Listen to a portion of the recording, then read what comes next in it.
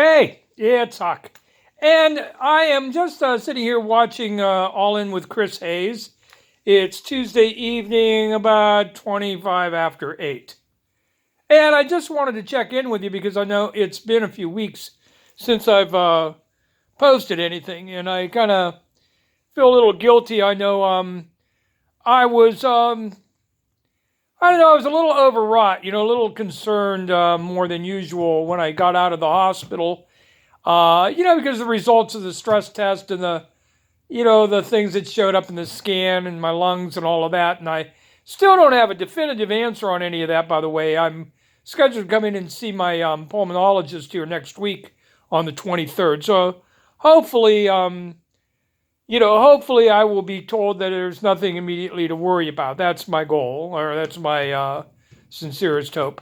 In the meantime, I felt a little bad that was the last you had heard of me, recently, and I didn't want you, I didn't want anybody out there, too overly concerned about me. I'm doing fine, and in fact, I got out a little bit here the other day, about a week ago, last weekend or so.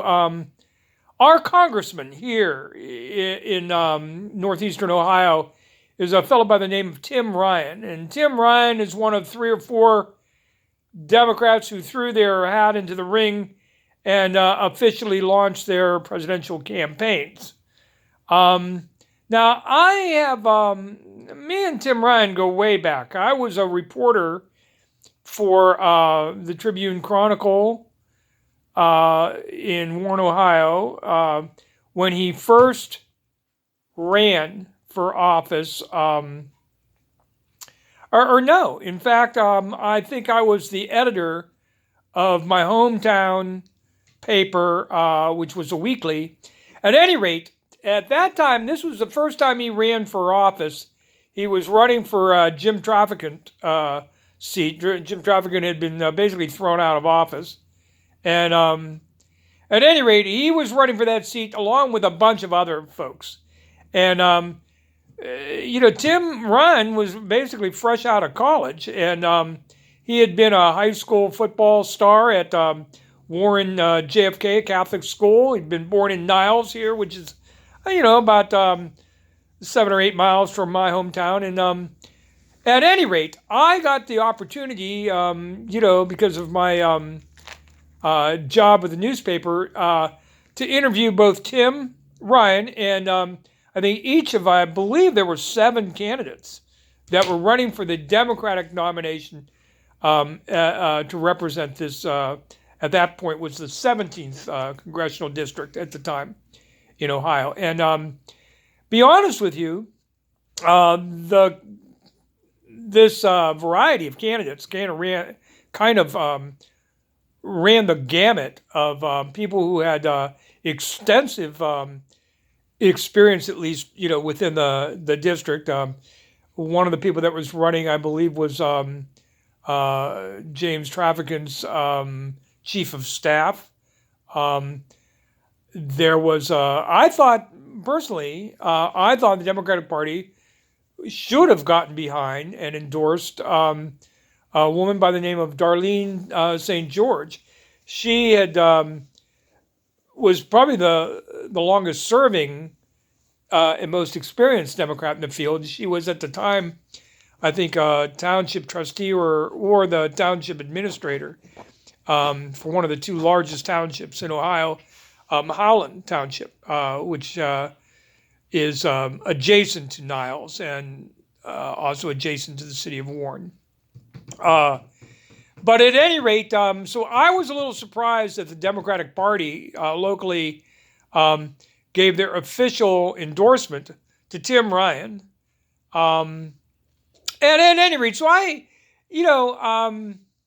was a little surprised that the party itself kind of endorsed him over several other candidates who had been with the party and had obviously more experience, and real life experience, more political experience, had won elections. There was another guy, I believe, was a township trustee for Weathersfield Township, if I'm not mistaken. At any rate, there were a whole bunch of different candidates.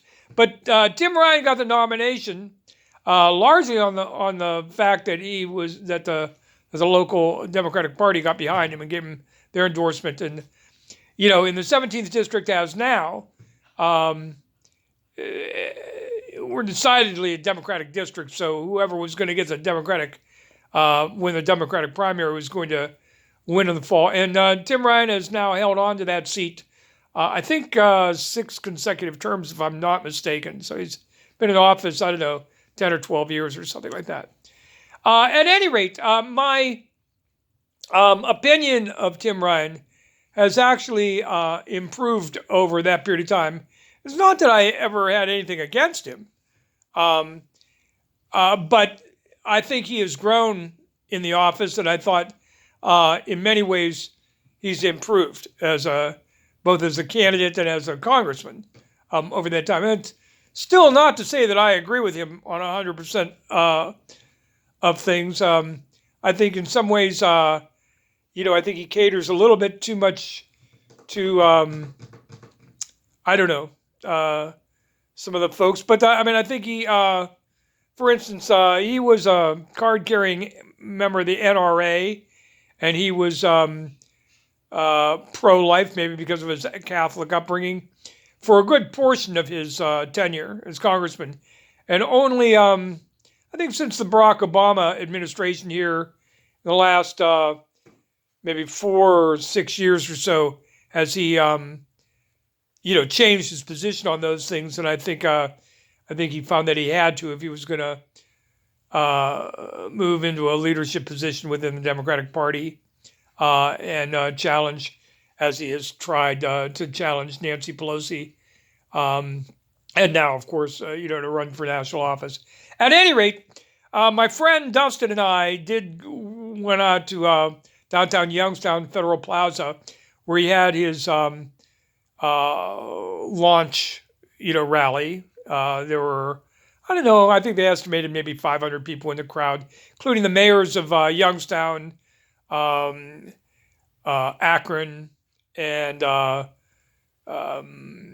who else was there? There were a couple of other dignitaries there.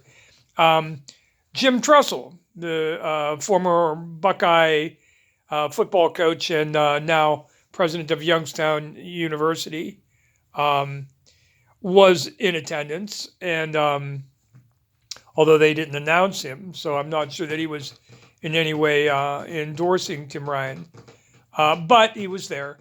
At any rate, so we got to hear what he had to say. And anyway, he's about to be on All In with Chris Hayes today, so I'm going to watch that. Anyway, I just wanted to touch base with you. It is way too early right now to worry too much about whether or not your favorite candidate in this race is making any headway. I wouldn't give too much credence right now to the early polls. Barack Obama in 2007 really never was given any real shot at anything until he won the Iowa caucuses. And hell, we're more than a year away. We're close to a year away from, that event. So I think things will move a little faster than that this time around. But at this point, if you have a candidate, again, if there's a candidate, I think there's 18 declared candidates now. There were like 3 people that made their official announcement this week. This young man, Buttigieg, who has been impressing me every time I've seen him recently now, and I've seen him in a couple of different venues now. I must say, he carries himself very, very well. Certainly somebody to watch in all of this. But I think it's too early to predict what's going to happen with this field. I'm a little concerned that none of the women, including the only one that I've actually contributed a very small amount to, $10, was Elizabeth Warren. And, she's probably hovering around 6th or 7th place right now. Kamala Harris, I think, is the highest rated woman in the polls, probably coming in around 5th place. And it's, all these white guys. You got all these women and all these,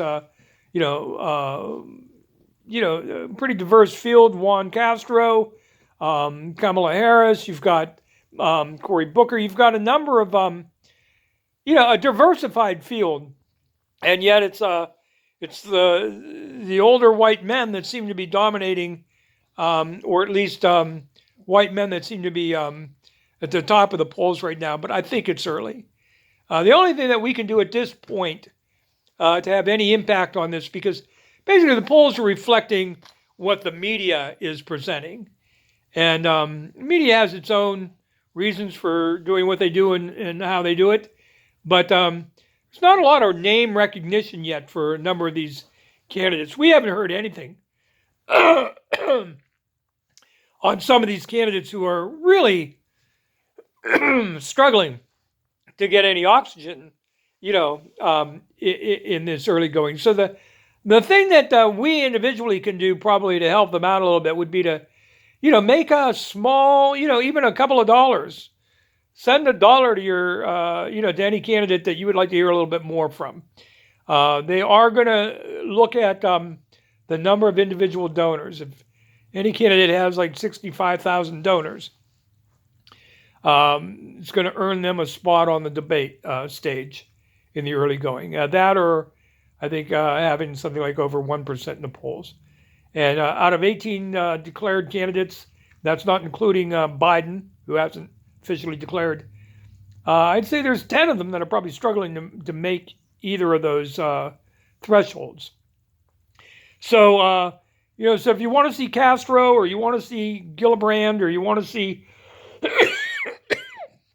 Hickenlooper, or any of these other, Tim Ryan, Amy Klobuchar, if these are any number of other ones, Marianne, what's her name, Williamson, there's so many, frankly, interesting candidates. And I don't think it's there's a criticism I've heard that the Democrats are more concerned this time around with, who's electable rather than, or who's inspiring rather than who's, what their ideas are. And I don't know. Maybe that's true. Maybe that's not true. I think it's too early to tell. But let these guys be seen publicly, and let's see what happens to the polls after they've had a chance to go head to head and officially kind of formally introduce themselves to us. So at any rate, I thank you for watching, and I'm sorry, I'm in a kind of a very low light situation here. So I hope you'll be able to make any of this out at all. Anyway, I will let you go. Have a great day, everybody, and I'll see you again real soon.